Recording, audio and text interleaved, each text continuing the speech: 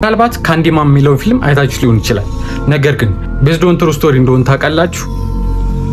ካንዲማን የሚለው ፊልም ላላያችሁ ሰዎች ካንዲማን ብላችሁ መስታወት ፊት 5 ጊዜ ስትጠሩት ከመስታወት ወጥቶ እናንተ ሊገላችሁ ይመጣል ነው አይዲያው።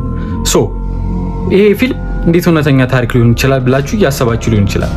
ወደ ታሪኩ ልሰዳችሁ። ሩቺያ ሜማኮ ትባላለች። የ54 ዓመት ጎልማሳ ነች። የሆነ ጊዜ ሩቺያ ከቤቷ ዘላ ወጣች። የያዘችውን ዱላ እያወዛወዘች ሊጎዳት የመጣውን ሰው እየተከላከለች ነው የሚመስለው። የምትኖርበት ቤት አፓርትመንት ስለነበረ እየሮጠች ጎረቤቶቿን ቤት ለመክፈት ትሞክራለች። በመሃል ዱላውን እያወራጨች ወደ ቀጣዩ የመኖሪያ ክፍል ተጠግታ በሩን ለመክፈት ትሞክራለች። እያለች አምስተኛው በር ላይ ስትደርስ ተከፈተላት። በሩን ብርግድ አድርጋ ገባች። የቤቱ ባለቤት ኪችን ሆና ራት እየሰራች ነበር። በሩ ሲከፈት ደንግጣ በሩ ወዳለበት አቅጣጫ ስትመጣ ሩቺያ ነች። አልገረማትም። ከቤቱ ውጭልኝ አለቻት። ሩቺያ የያዘችውን ዱላ እያወዛወዘች እንዴት በዚህ ሰዓት ቤትሽን ሳቆልፊ ትቀመጫለሽ እያለች ወደ እሷ መንጠጋት ትጀምራለች።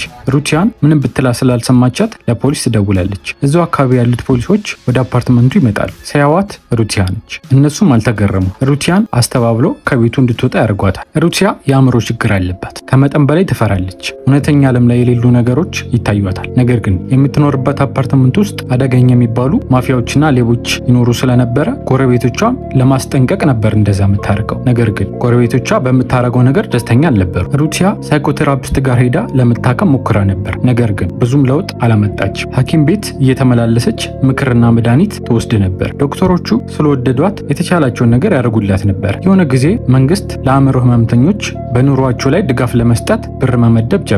ድጋፉን ለማግኘት ያሉበትን ሁኔታ ዶክተሮቹ ጽፈው ለመንግስት ተቋማት አስገብተው ታካሚዎቹ ሲያልፉ ነበረ ብሩ የሚሰጣቸው። በዚህ ድል ሩቺያ አለፈች። ደስ አላት። በወር እስከ $2000 ይሰጣት ጀመረ። ሩቺያ በሚሰጣት ብር ራሷን ለማሻሻል መሞከር ጀመረች። የሆነ ቀን ቲቪ ቁጭ ብላ ስታይ የቸርች አገልጋይ ሲሰብክ አየችው።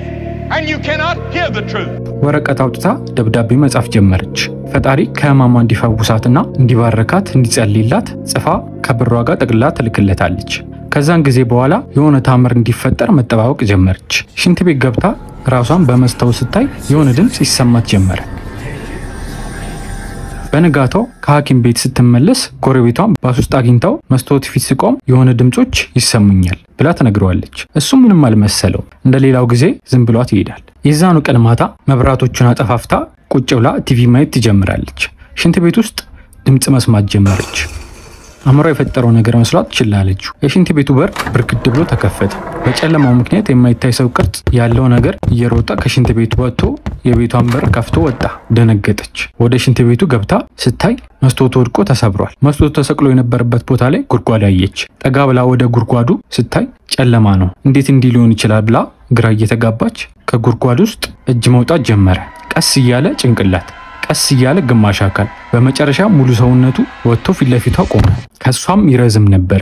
ቀና ብላ እያየችው ጩኸቷን ለቀቀችው። ከግርግዳው የወጣው ሰውዬ ሮጠ። መብራቱን አብርታ ለፖሊስ ልትደውል ወደ ስልኩ እየሄደች እንዳለ ኮፍያ ለብሶ ድጋሚ ወደ ቤቷ መጣና ሽጉጡን አውጥቶ 4 ጊዜ ተኮሰባት። መሬት ላይ ወደቀች። መጀመሪያ ከወጣው ጓደኛ ጋር ተባብረው ቤቱን ዘርፈውት አመለጡ። ጎረቤቶቿ የሽጉጥ ድምጽ ሰምቶ ስለነበረ ፖሊስ ጠሩ።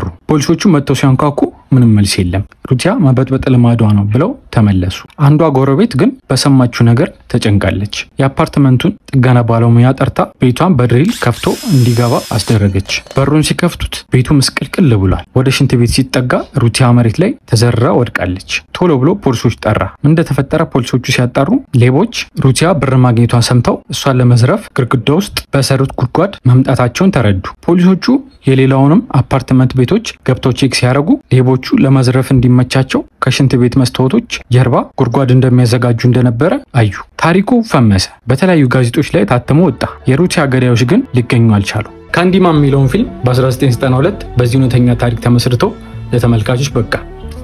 በጣም የሚገርም ታሪክ ነው።